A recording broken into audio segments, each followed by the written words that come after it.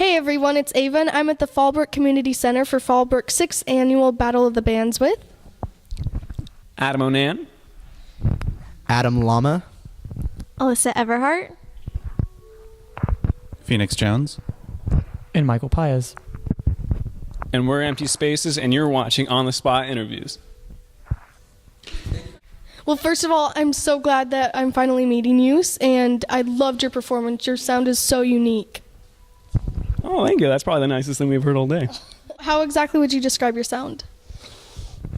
Well, the main goal for the band with our particular sound is once you hear our first song, all your internal illnesses are cured. That's a good way to put it. I don't know what kind of genre you'd call that, but healing core. You got to perform at Chain Reaction. How amazing was that? For Chain Reaction, that would be our favorite show, just because we had such a following. I mean, we played with Artist versus Poet, and they're amazing, by the way. But right after the show was really the first time that we've actually had girls talk to us. We've never really had a lot of fans. Not saying we're unpopular, but it's the first time we've signed autographs, taken pictures with people. So yeah, it made me feel like I was actually popular. and also it felt good having people sing along with us. Like we've never actually had a show like that before. Chain Reaction, and then Artist versus Poet. They were great friends of ours. Later on, I kind of talked to Joe, but it seemed like he was a little out of his normal state of mind. I'm just gonna say it like that. It was also the first show that, prior to the show, that people actually came up to us and said, "Oh my gosh, we've been so excited to see you. We're huge fans." So it was our first bit of stardom in a way.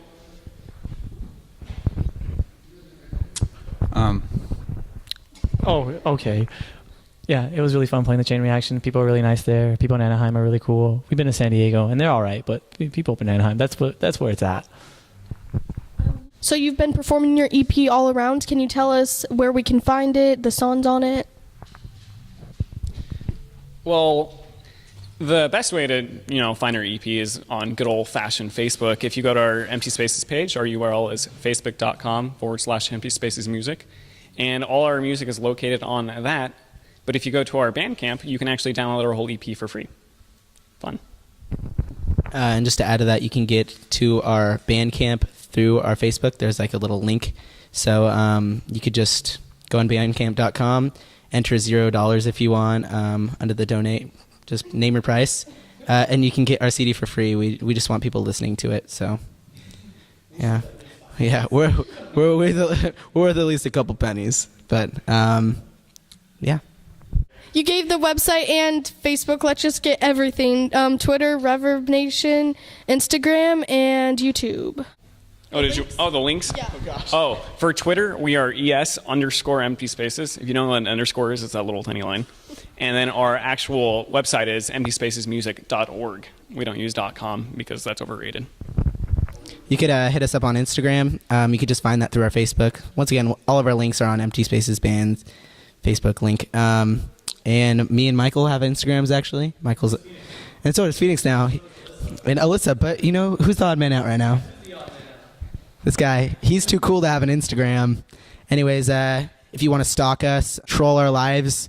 Well, your Twitter's private, so how are people going to follow you? I'm going to unmake that private because I didn't even know that my Twitter was private. Anyways, if you want to troll our lives, check us out on Instagram, Twitter, whatever. We're kind of interesting people, I guess. You want to say anything? I think you covered that one. Okay. I'll let you know that my profile is not private, and I will show you everything I have. Yeah. Okay, what's your username? It's just Phoenix Jones. Okay. And let's do your upcoming performances that we can go to. Yeah, actually, my mom's birthday is coming up, and we wanted to play a show. But I haven't talked to her in like 10 years, so hopefully she shows up. But currently, as professional shows, we've got a couple lined up. We haven't made any of them set in stone, but if you go on our website, on our upcoming shows, we'll have those posted shortly.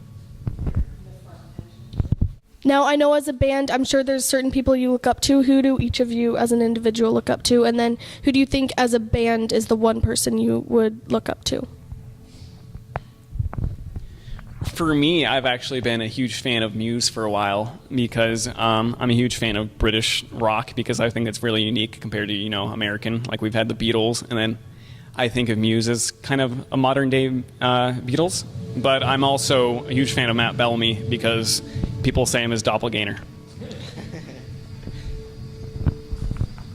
I definitely look up to the works of Max Bemis from Say Anything. Lyrically, like he inspires me. Just how I write, I just structure my songs are like the songs from Say Anything, and then just from a younger age, I would listen to Blink-182 a lot of Green Day.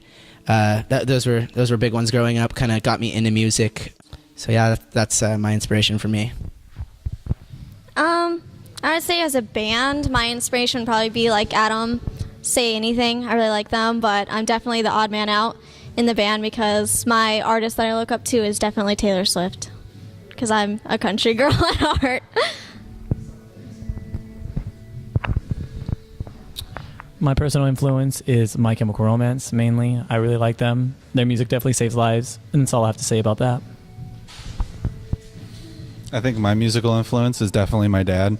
He really got me into drumming, and ever since I've seen him on his orange OCDP drum set, it's gotten me wanting to play drums all my life. My inspiration among these guys, I would have to say, is Michael.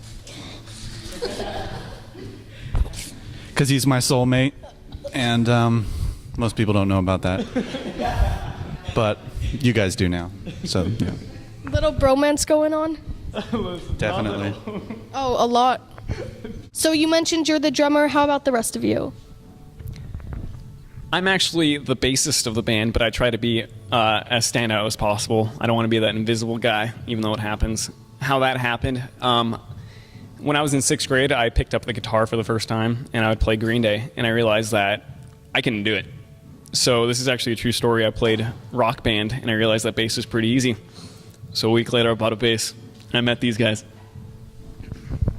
I just play ukulele, and I sing lead vocals in this band. I've been singing since I was younger, and have been in choirs ever since like 6 years old. So that's why I sing. I was that theater kid growing up, so I'm the singer, and that's what I've done. I tried to pretend that I could play the guitar, but I really can't. I'm just the singer. Play bass. Well, I'm the guitarist, and yeah. So 3 years later, we're outside now.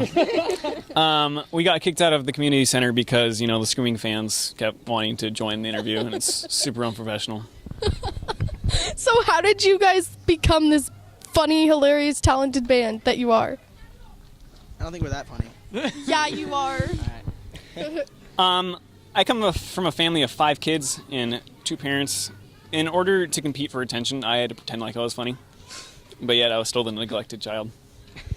So we realized, watching other bands, it was always the cliche interview, like, oh, these are influences. We feel like we're unique compared to other bands.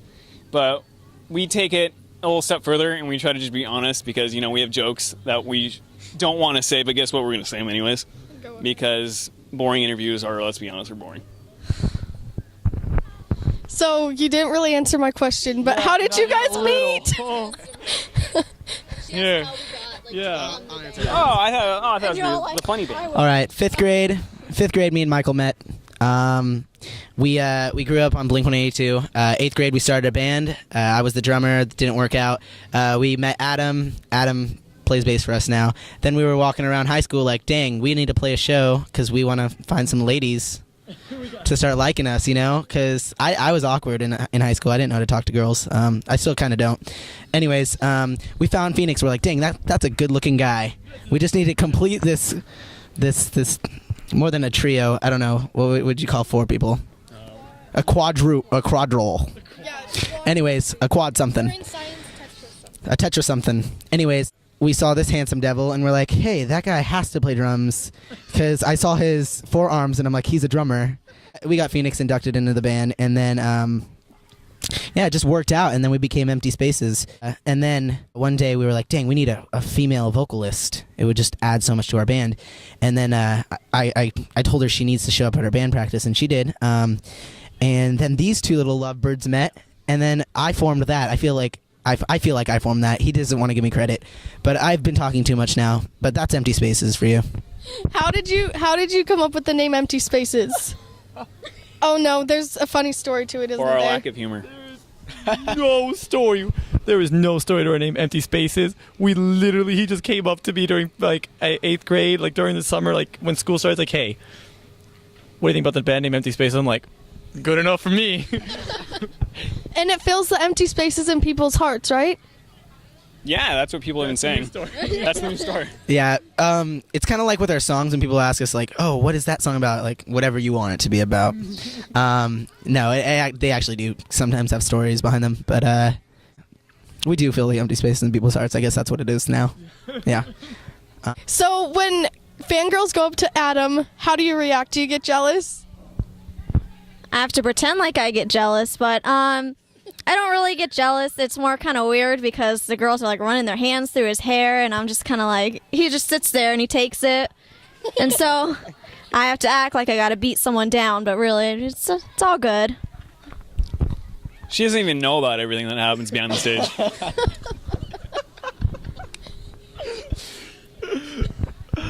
She doesn't. Like what?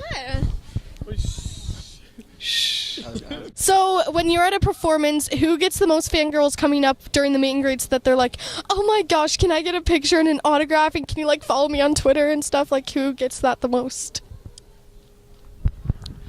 Definitely not me. But Onan over here gets a lot of the Latina girls. Llama over here gets a lot of, how do I say this properly, Caucasian girls. Phoenix and I here, we get the Asians. And that's how it goes down. Alyssa's just Alyssa. Yeah, Alyssa gets everything. So being the only girl, do the pros outweigh the cons, and do you have like fanboys? I do have fanboys, I guess you could say, but these are all like my older brothers, so it definitely would push any contender away. But like, yeah, they're all like my older brothers, so we definitely relate on a good level. I definitely bond with them. There are some stuff that should not be talked between each other because we are female and male, but the pros definitely outweigh the cons. That's great.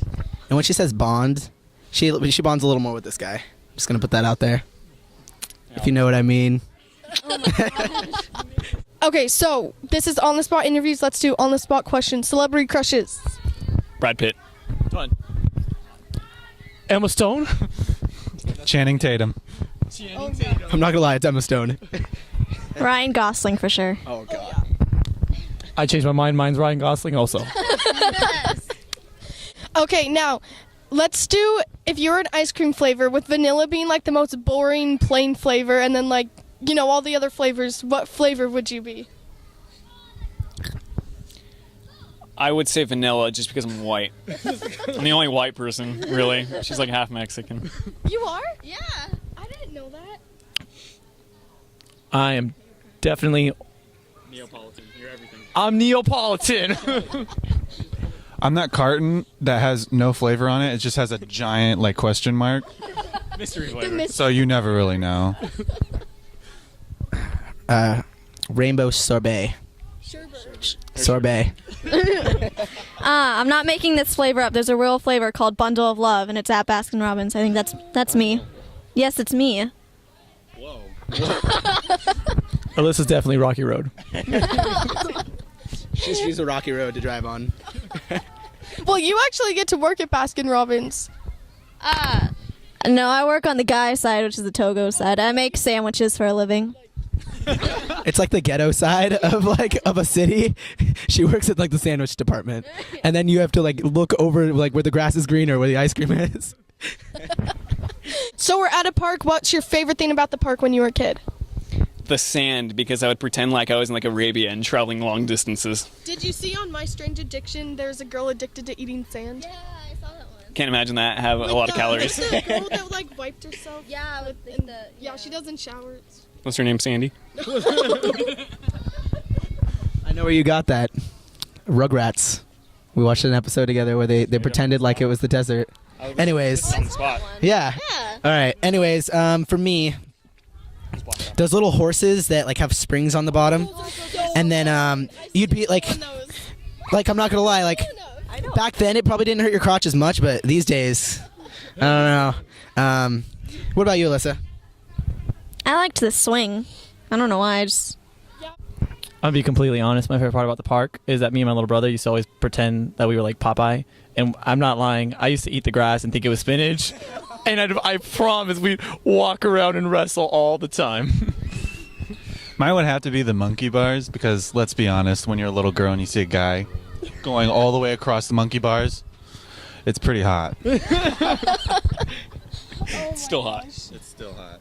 All right, first thing that comes to mind when you hear the other people in the band's name. Egotistic. Small.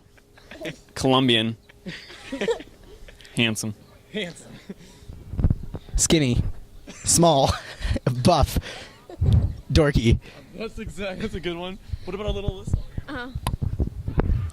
Monkey, sarcastic, buff, Mexican. I'm sorry.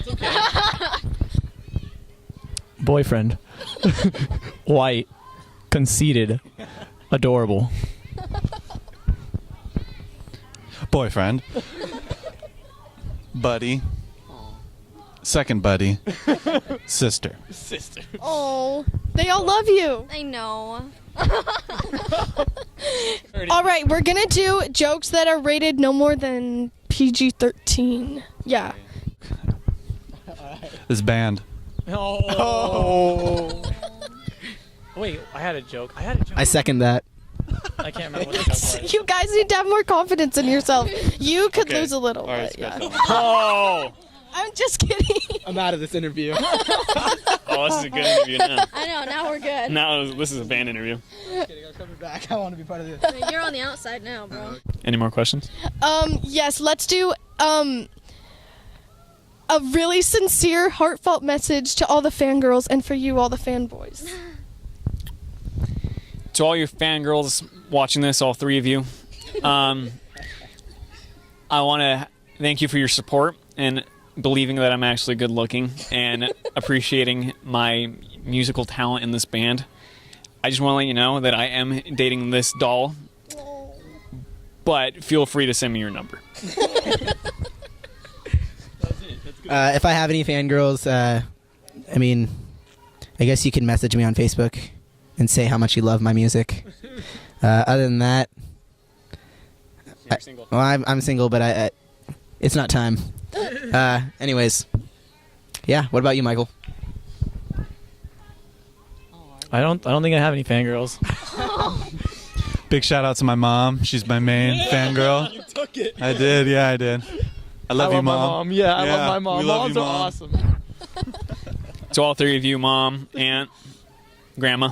I already have your numbers, so don't worry. Alyssa.